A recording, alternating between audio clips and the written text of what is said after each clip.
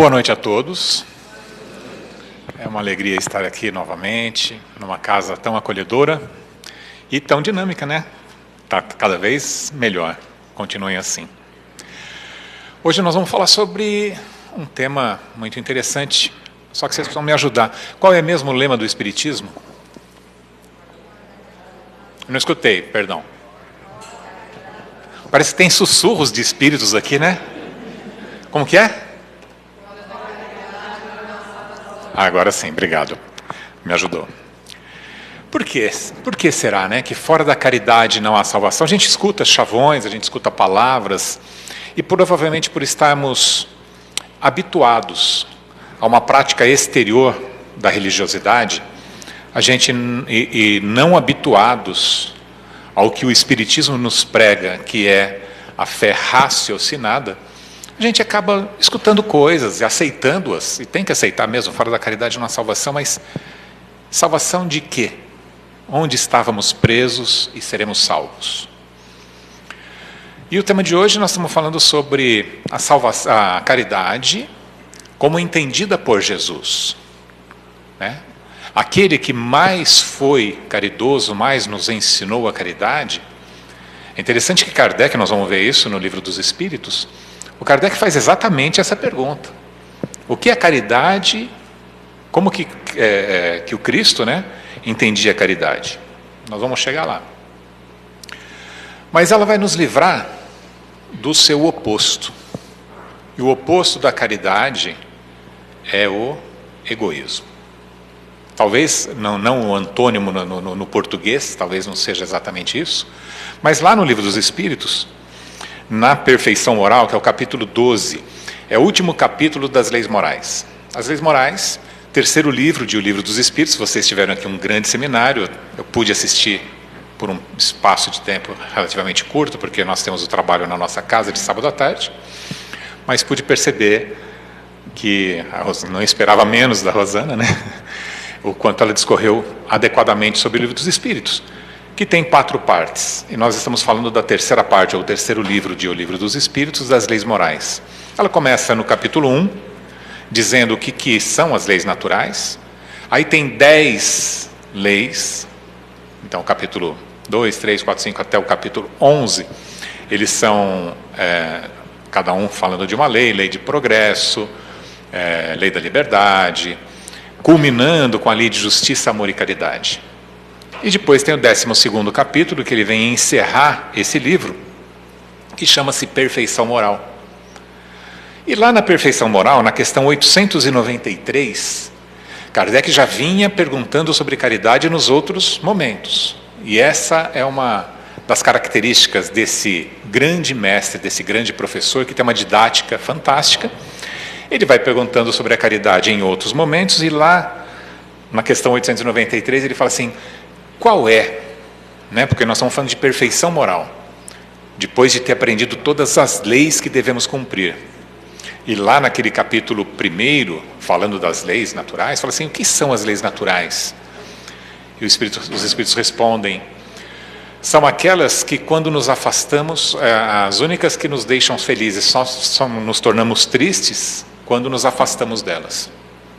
Que vem de encontro a algo que eu já falei aqui, quando falávamos sobre doença, de Samuel Hahnemann, o pai da homeopatia, quando ele diz o seguinte: que existe uma doença máter, a matriz de todas as doenças, é o afastamento das leis de Deus. Então vem bem de encontro com o que estamos lá no primeiro capítulo dessas leis morais.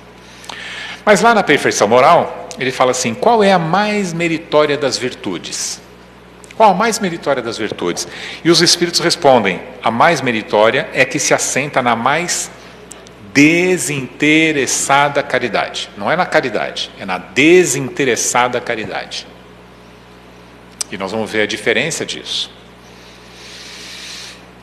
Aí na questão 913, ele fala: tá, e quais? Ele já está falando dos nossos vícios, dos nossos problemas, das nossas dificuldades, e fala assim: e dentre os vícios, qual é o que se pode considerar o mais radical?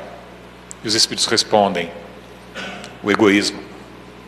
Verá que no fundo de todos os defeitos nossos, de todos os nossos vícios, sempre vai estar lá graçando o egoísmo. Se a maior virtude é a caridade e o maior defeito o egoísmo, há uma resposta óbvia no fim deste capítulo, que diz assim na questão 917, e qual é o meio de destruir o egoísmo? A resposta, ela é assinada, nem todas as respostas, aliás, poucas das respostas do Livro dos Espíritos, são assinadas pelos Espíritos. Eles respondem em conjunto, cada um numa questão, mas normalmente eles não se manifestam colocando o nome.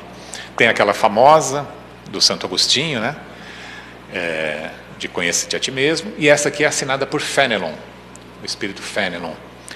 E não vamos nem pegar a resposta do Fenelon, porque ela é bastante grande. Eu vou pegar, depois, quem já leu o Livro dos Espíritos, vem estudando o Livro dos Espíritos, Kardec faz as perguntas de uma forma extremamente inteligente,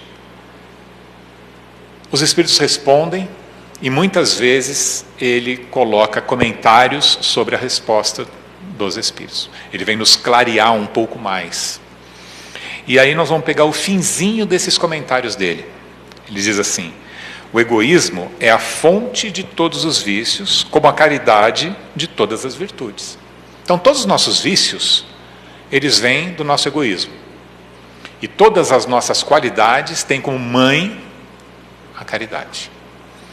Destruir um e desenvolver o outro, tal deve ser o alvo de todos os esforços do homem, se quiser assegurar a sua felicidade já neste mundo, tanto quanto no futuro. Tudo bem até aí? Egoísmo não é aquela coisa apenas de querer tudo para nós. O egoísmo aqui ele tem um sentido mais lato sensu, maior, mais ampliado, que seria o seguinte: a identificação com a persona, com a máscara, com a personalidade atual. Em contrapartida, quando nós não nos identificamos com a personalidade atual e conhecendo a verdade nos libertará, de novo, fora da caridade não há salvação e fora da verdade não há libertação. Quando que nós encontramos a verdade? O que é a verdade que nós temos que buscar? E mesmo que saibamos no nosso intelecto, nós ainda não vivenciamos. A verdade é que somos espíritos imortais, que temos múltiplas, inúmeras personalidades, muitas máscaras. Nós já viemos com muitas outras personas, outras máscaras, outros egos. Então, cada um de nós é a soma de todas essas vivências. E o ego é um grande instrumento de trabalho aqui na Terra. Mas quando nos identificamos com ele, quando acreditamos sermos apenas ele, e lutamos pelas coisas que ele determina, aí nós adoecemos, nós ficamos bastante tristes, nós ficamos com medo, nós ficamos em sofrimento. Como assim? O Edson tem a esposa, tem a casa, tem os filhos, e tudo isso é perecível. Então lá no fundo, eu já tenho também junto com isso uma angústia. Lembra? Ajuntai os tesouros no céu? Então tudo que eu tenho, quer seja material, quer ter essas relações, quando elas não são de alma, né? As mesmas relações humanas, quando não são de alma, os títulos, tudo isso é do ego. E é extraordinariamente, o nosso irmão falou sobre, seria loucura dizer que as coisas da matéria não são importantes. Porém, as coisas do espírito são mais. Mas a gente está fugindo do tema. Então, o ego, a identificação com o ego é essa questão de você acreditar que é você. E você vai morrer. Esta personalidade vai deixar de existir rapidinho. Quando eu digo rapidinho, é rapidinho mesmo. Nós estamos falando que o espírito é milenar, é imortal. Então, o que são 50, 100 anos aqui na Terra? É rapidinho. E aí isso nos angustia. Agora, quando nós nos identificamos com o espírito imortal que somos, aí as coisas começam a ficar um pouco melhores. E ficam melhores ainda quando nós começamos a atuar dessa forma. Se são espíritos, viveis como espíritos. A questão 642, ela está lá no capítulo 1 deste terceiro livro. Kardec pergunta se para agradar a Deus basta nós não fazermos o mal. Olha, não fiz mal para ninguém, está tudo certinho, então eu não sou uma pessoa ruim, ninguém tem o que se queixar de mim. Tudo bem? Deus está agradado comigo? Não. Não basta não fazer o mal. É preciso fazer o bem no limite de suas forças.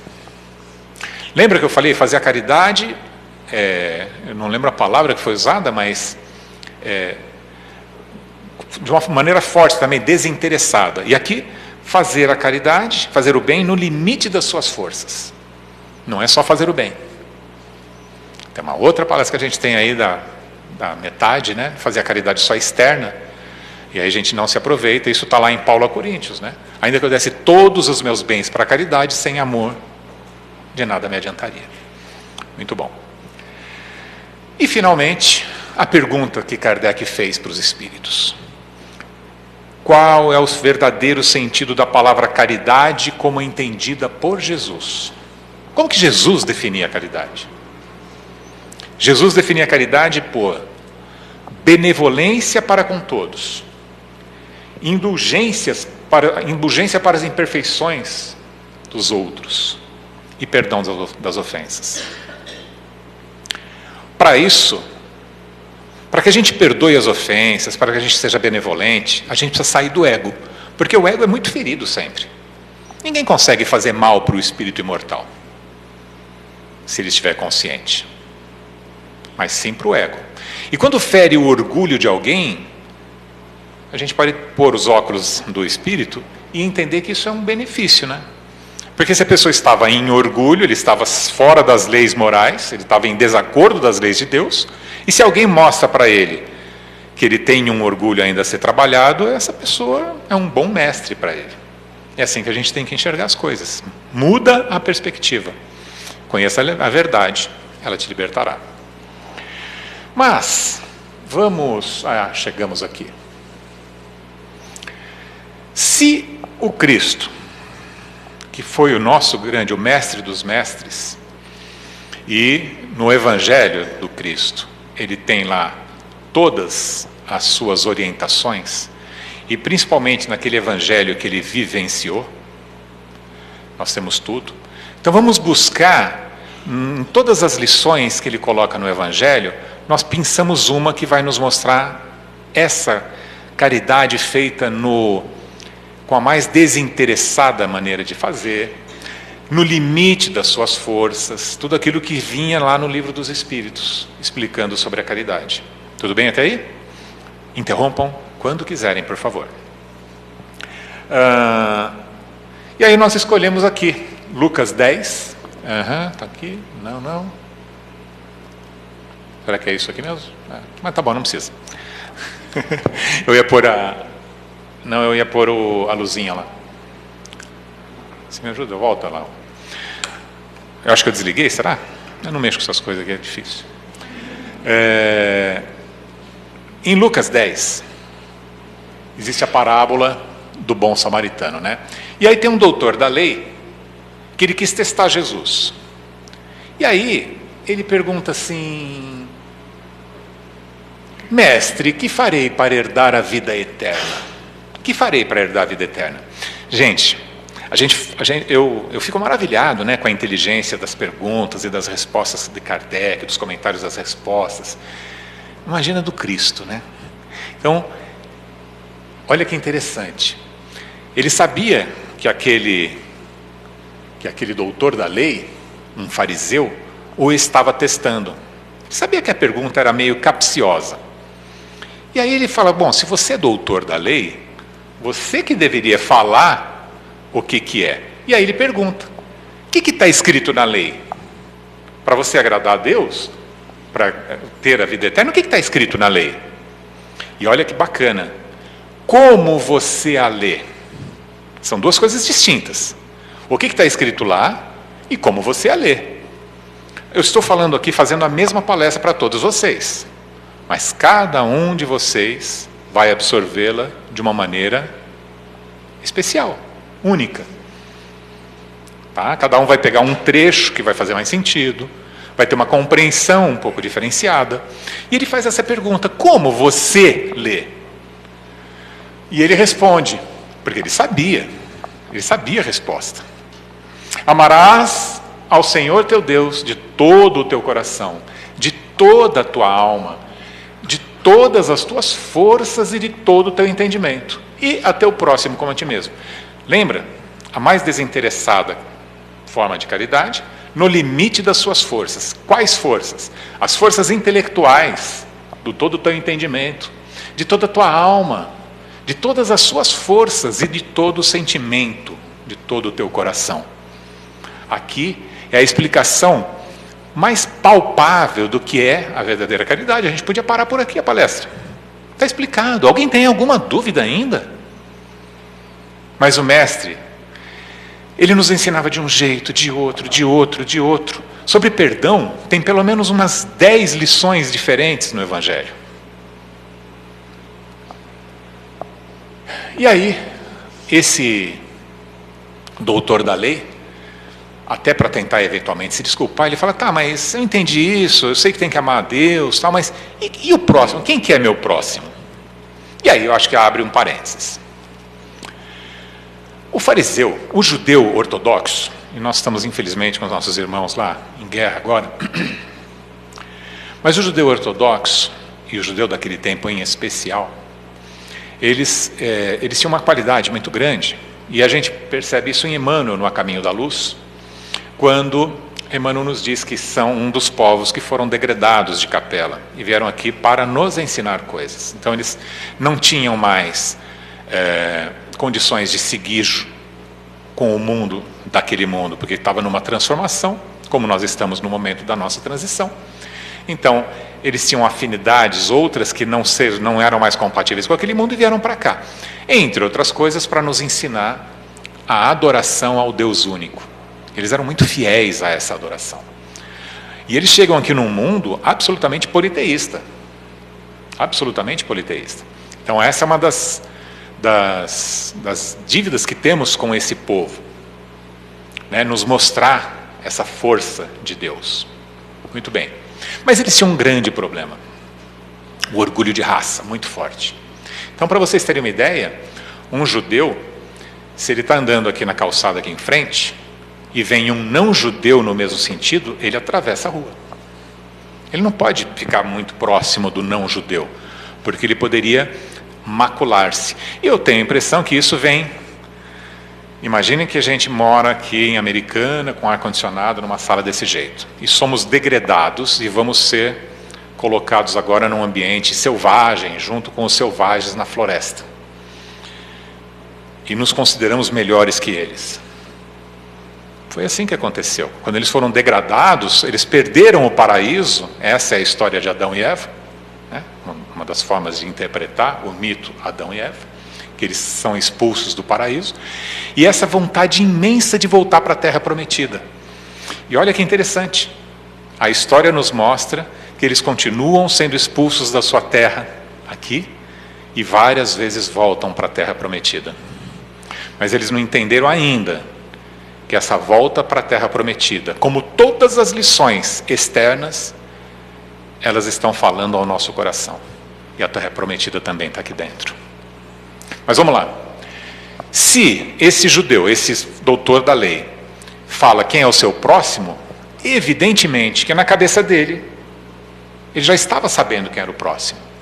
Eu sou um doutor da lei, os meus próximos são os doutores da lei. Num segundo círculo, os outros judeus que não são tão especiais como a nossa casta, e para por aí. Esses são os meus próximos. Todo o resto é distante. Não são irmãos. Em especial, não por acaso, Cristo cita o samaritano, e aí mais um parênteses, nos evangelhos, e nós estamos falando aqui da Bíblia, tá, gente? Com a interpretação do Espiritismo. Nos evangelhos, todos os nomes, as pessoas, os cargos, se é dia, se é de noite, se está tarde, se está de manhã, se está alto ou se está baixo, se a cidade é X ou Y, tudo tem uma conotação espiritual.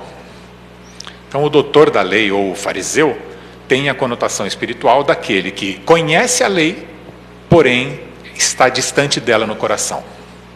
Tá? Esse é o arquétipo do fariseu. Ele é muito bem explicado numa outra parábola que estudamos. Nós estamos fazendo estudo da Bíblia lá. Esse slide é desse estudo.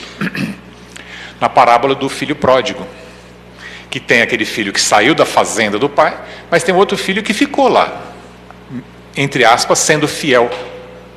Ou seja, ele não saiu da casa do pai, como os fariseus, eles só ficavam na sinagoga, mas ainda assim eles estavam longe do pai, em coração. Então ele estava dando uma lição para os fariseus naquele momento. Vamos voltar aqui para o assunto. Ele já sabia o que estava... Né? E quem é meu próximo? Ele perguntou. Né? Era para lá, né? Mas deu certo. Quem é meu próximo? E respondendo Jesus, aí Jesus começa a explicar por uma historinha. Lembra que eu falei que está em cima, está embaixo, tudo tem um sentido? Gente, alguém aqui já mexeu não no Google Maps, no Google Earth, que é um aplicativo que tem que baixar. No Google Earth, tem uma ferramenta que você põe a mãozinha em cima de um lugar, ele te dá a altitude. E eu fiz isso lá no nosso grupo de estudo.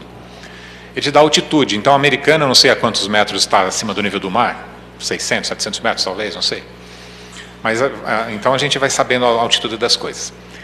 Jerusalém e Jericó, elas estão mais ou menos a cerca de talvez 30, 40 quilômetros de distância uma da outra. Não é um lugar tão longe um do outro. Porém, Jerusalém está a 800 metros acima do nível do mar. Jericó está a 200 metros abaixo do nível do mar. Está numa depressão da terra. Está afundado, como os Países Baixos. Espiritualmente, o que isso significa? Que estando em Jerusalém, onde era o templo, tem uma conotação de você estar mais próximo de Deus, é onde se adora a Deus. Jericó é uma depressão, está aqui embaixo, na materialidade. Em especial, porque Jericó era uma cidade de comércio, era tipo de um entreposto. Então tinha muita mercantilização de coisas. Então sempre que ele fala Jericó, nas suas lições, ele está falando do mundo material. O cego de Jericó tinha saído desse... O mundo material já não fazia mais sentido para ele. Então ele estava fora da cidade de Jericó. Tudo bem, vem? Então nada é por acaso, e ele fala assim: descia um homem de Jerusalém para Jericó. Descia um homem de Jerusalém para Jericó. Então, esse homem, ele estava numa queda espiritual. Ele esteve já um pouco mais próximo de Deus, mas ele está a caminho da materialidade, voltando a ser sugado por essa imantação que a materialidade, conectada com o nosso egoísmo, nos atrai. Tudo bem? E aí esse homem, ele caiu nas mãos de salteadores, que o despojaram, espancando, retirando, deixando-o meio morto. Nós poderíamos dizer aqui que quando nos afastamos das leis de Deus e começamos a escutar o nosso egoísmo, as nossas paixões, os nossos vícios, nos deparamos com sugadores de energia, com afastadores de Deus, que vão nos deixando cada vez menos despertos para a espiritualidade, ou seja, meio mortos. Faz sentido? Então aqui tem uma conotação espiritual de que quem estava em queda está sujeito a esses malfeitores, muitos deles internos, as nossas personalidades viciadas de outrora, que ainda querem falar alto, e deixam meio morto. E ocasionalmente, descia pelo mesmo caminho certo sacerdote, e vendo-o, passou de largo. Se ele estava vindo pelo mesmo caminho, esse sacerdote estava indo de onde para onde? De Jerusalém para Jericó. Historicamente, nós podemos entender o seguinte: se o sacerdote está descendo de Jerusalém, é porque ele foi lá pagar o seu tributo. Uma vez por mês, ele tinha que ir lá, pagar lá uma pombinha, fazer um sacrifício a Deus, deitar o azeite, deitar o vinho no templo, que são as oferendas para Deus. O que você falou, negociando com Deus. E eles negociavam muito com Deus. Então ele estava se sentindo puro. eu já cumpri a minha parte. Como todos nós que viemos da igreja católica, tendo vindo no domingo na igreja, pronto, posso aprontar o resto da semana que agora eu estou puro. Já confessei para o padre, agora está tudo certo. Ou, um pouquinho mais instruídos, a gente vem no centro espírita também uma vez por semana e pronto, já cumpri minha lição. Só que não funciona assim, tá? Então ele já estava limpo. E estando limpo, estou falando do contexto histórico ainda, se tivesse aquele cidadão morto, ele chega perto de um defunto, ele se contamina, ele vai ter que voltar, gastar mais dinheiro, gastar mais tempo, para se purificar de novo. Se fosse um não-judeu, se fosse um gentil, a mesma coisa. Se ele passasse muito perto de um não-judeu, ele teria que voltar para o templo e se purificar de novo. Porque é assim que os doutores da lei entendiam. Que os outros são impuros. Não merecem o nosso contato. Então, agora vamos falar espiritualmente. Se ele estava descendo de Jerusalém para Jericó, ele também estava em queda espiritual. Certo? E estando em queda espiritual, o egoísmo falou mais alto e ele não enxerga ali um irmão. Ele só enxerga alguém que o iria incomodar, que iria fazê-lo perder tempo e se purificar novamente no templo.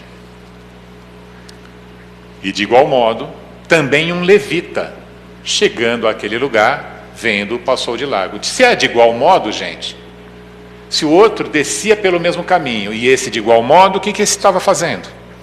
Saindo de Jerusalém para Jericó, em queda espiritual. E o levita era uma outra categoria de judeu, que também era um bom entendedor da lei e cuidava do templo. Então, também isso é importante. Se ele está cuidando do templo, ele é um cara que tem que estar preocupado com o templo, estar limpo, estar em ordem. Concordam? Muito bom. Agora vem a parte boa da história. Porque aqui nós estamos pegando dois arquétipos. Nós não estamos falando mal de judeu, mal do sacerdote, mal do levita. Nós estamos falando de arquétipos. Arquétipo é como se fosse uma planta de um jeito de ser. Tá? Isso está lá na teoria junguiana. Mas um samaritano, a palavra samaritano não está por acaso. O samaritano, apesar de ser judeu, aí a gente tem que voltar alguns séculos para trás, nessas várias expulsões de terra, de ida e vindas e tal, e esses judeus mais ortodoxos, eles estavam na Judéia. Eu estou sem o mapa aqui, mas basicamente seria o seguinte: a Judéia está mais ou menos aqui, Jerusalém está na Judéia, lá em cima está a Galileia e aqui está a Samaria. Então, Judéia, Samaria e Galileia. Se vocês pegarem logo no começo em Mateus, quando o Cristo está começando a se apresentar para os apóstolos, né, está começando a buscá-los, e um deles chega e fala assim: hoje eu estive com o nosso Messias prometido, é um galileu. E o outro fala assim: mas a Galileia pode trazer alguma coisa boa? Eles tinham um preconceito muito grande também. A Galileia era chamada Galileia das Nações. Por quê? Tinha muita mistura de nações. Nessas várias invasões, eles acabaram convivendo com gentios, os não-judeus, lá na Galileia. E também os samaritanos. Então, se eles estão lá, ladeado com outras culturas, eles não são os judeus mais ortodoxos, mais limpinhos, mais puros. Então, eles achavam que o samaritano era um judeu de segunda classe. E aí, o Cristo, para dar uma lição naquele sacerdote, naquele doutor da lei, conta essa história. Mas um samaritano que ia de viagem, ele não estava do mesmo modo. Ele não saiu de Jerusalém para Jericó. Também não está dizendo que ele foi de Jericó para Jerusalém. Ele estava de viagem. Ele era um peregrino, como todos nós. Peregrinos dessa grande viagem que temos, de retorno ao Pai. Da luz que uma vez foi separada, que teve um átomo de Deus, um DNA colocado, e esse DNA foi colocado e ele foi evoluindo no vegetal, aquele princípio inteligente, foi para o animal, para o hominal, vai para o angelical e vai virar um ser crístico. Somos todos nós, inclusive o fariseu, inclusive o levita, e todas as personagens de todos os tempos. Porque quando perguntamos se nós temos o livre-arbítrio ou se há um determinismo no mundo, nós espíritas costumamos dizer, nós temos sim o livre-arbítrio, mas ele é relativo. Ele é tão relativo quanto o livre-arbítrio que nós damos para os nossos filhos. Ou você acha que você dá o mesmo livre-arbítrio, o mesmo poder de escolha para aquela criança de 1 aninho, para escolher o que quer comer, se vai para a escola ou não, né? Ou para o seu filho de 22 anos. Então nós temos, quando vamos crescendo, nós vamos ampliando o nosso livre-arbítrio. Mas, independente disso, independente de termos 10 milhões de anos, há um ponto em nós que é determinado. Não depende do nosso livre-arbítrio. Qual é? Oi? Não escutei. Isso, esse é o caminho para o determinismo. Na evolução, é o nosso caminho, e alguns podem percorrer em 1 bilhão de anos, outros em 10. Aí é livre-arbítrio. Mas todos chegaremos lá. Todos seremos espíritos puros. Isso é determinismo. Existe um magnetismo daquela mente poderosa, daquele coração poderoso de Deus, nos atraindo.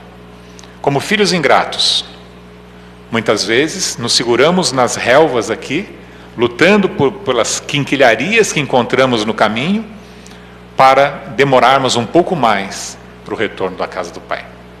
Mas é um determinismo.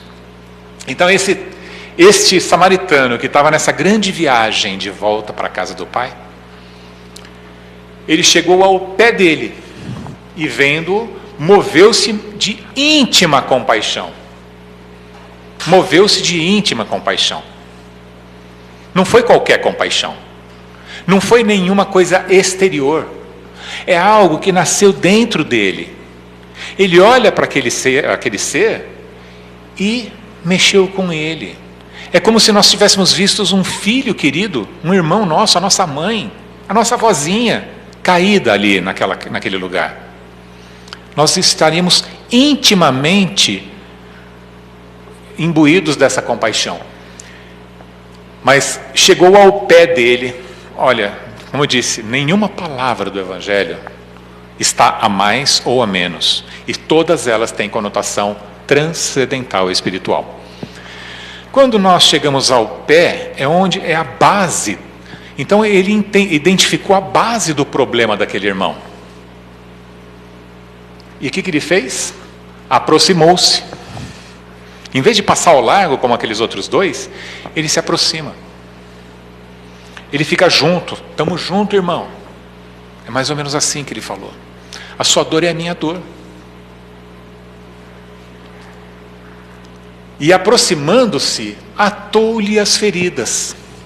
Se alguém chega aqui no centro espírita, buscando um atendimento fraterno,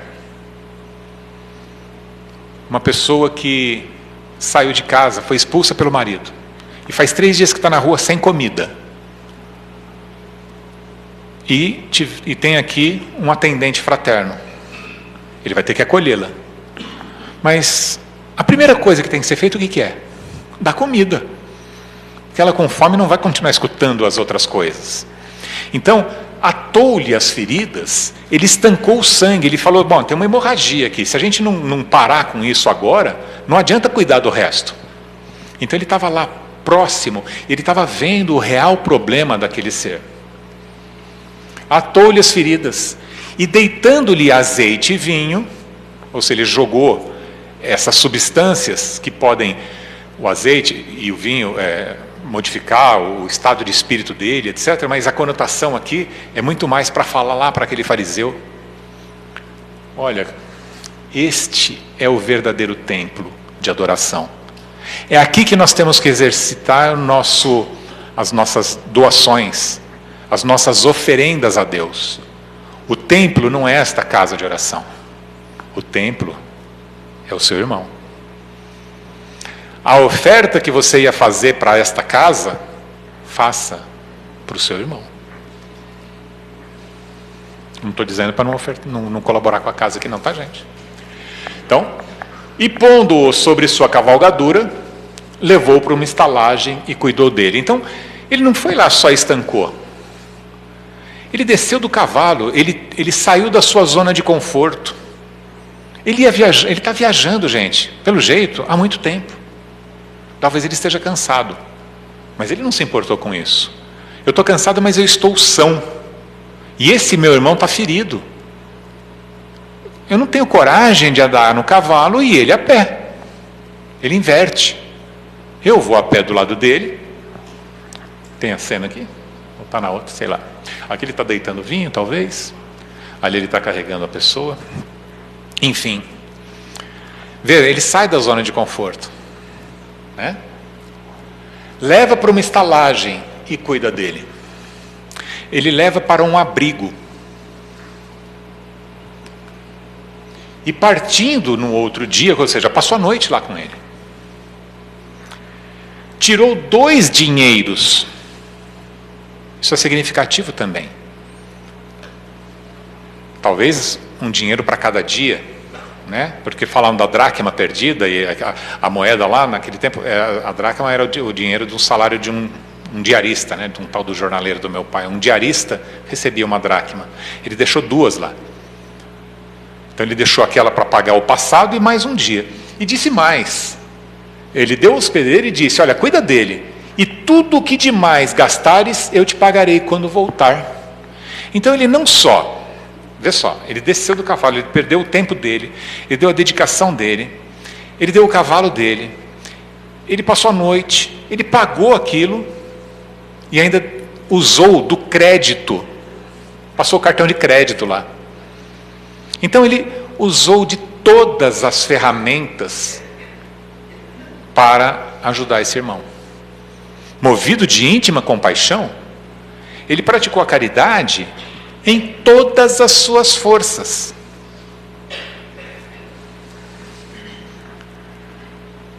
E aí, Cristo pergunta para o doutor da lei: e aí, você leu aquela lição? Então, para você ser agradável a Deus e conquistar o reino dos céus, você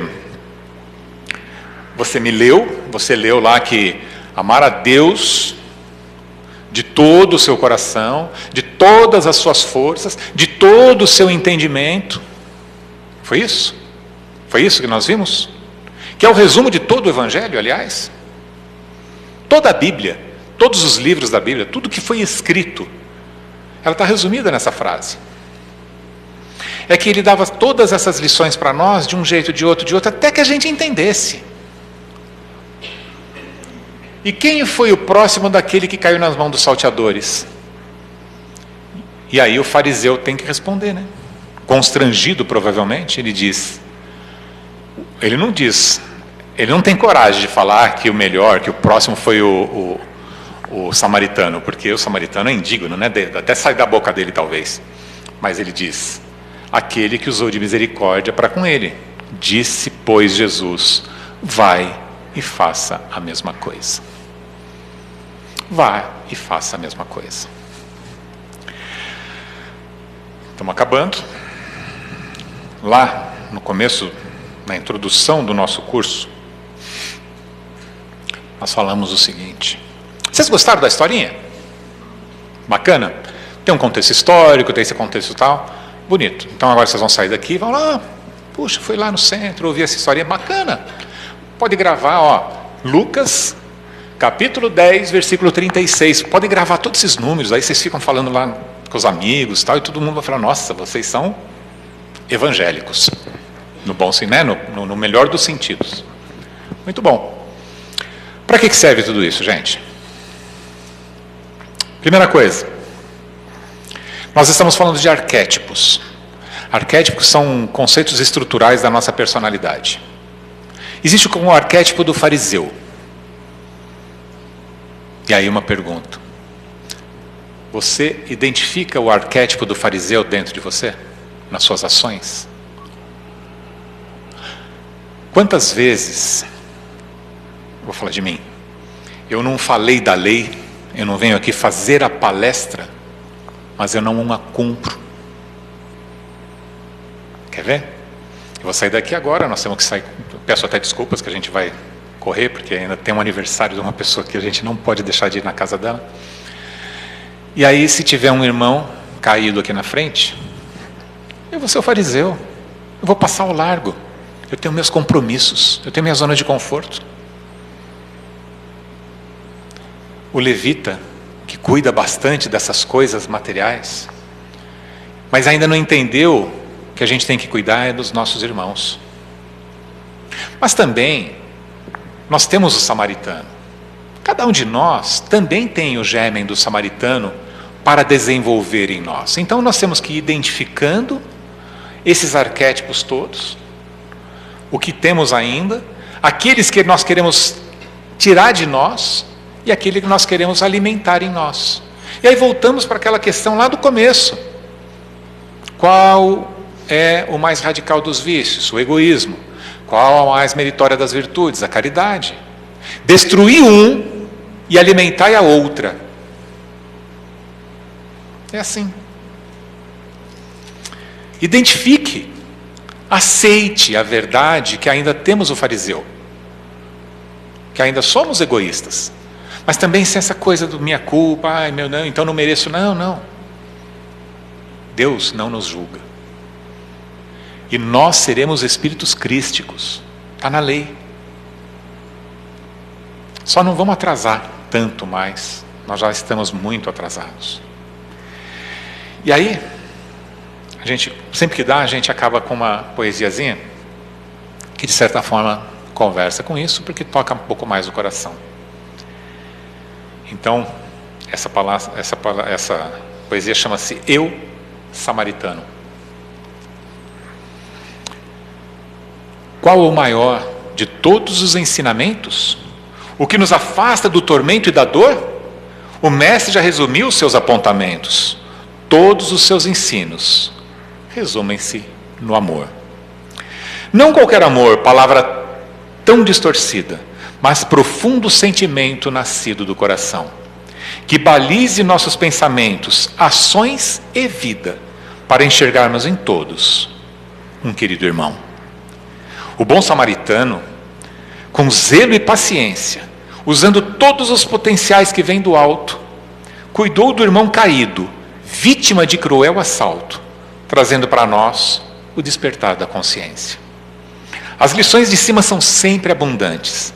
Todos os dias temos a oportunidade de sermos um pouco melhor do que éramos antes, despertando em nós a verdadeira caridade.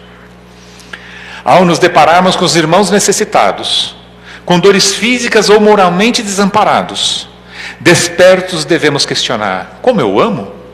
Sou eu o sacerdote, o levita ou o samaritano? Se nos vemos egoístas, presos à materialidade, temos também a semente do bom samaritano. E com o estudo, disciplina e a prática da caridade, despertaremos em Jesus e seguiremos amando. E então responderemos ao Mestre: amarei ao Senhor nosso Deus de todo o meu coração, de toda a minha alma, de todas as minhas forças e de todo o meu entendimento, e a meu próximo como a mim mesmo.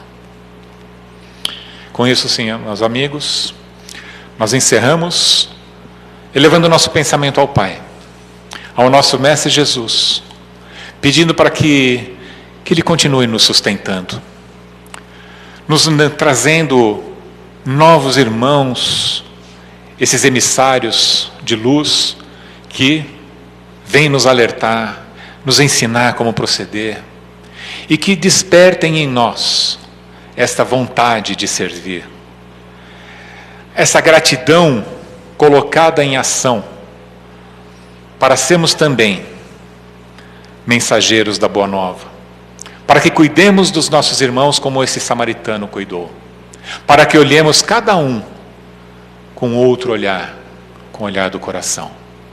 Que Jesus nos abençoe hoje e sempre. Muito obrigado.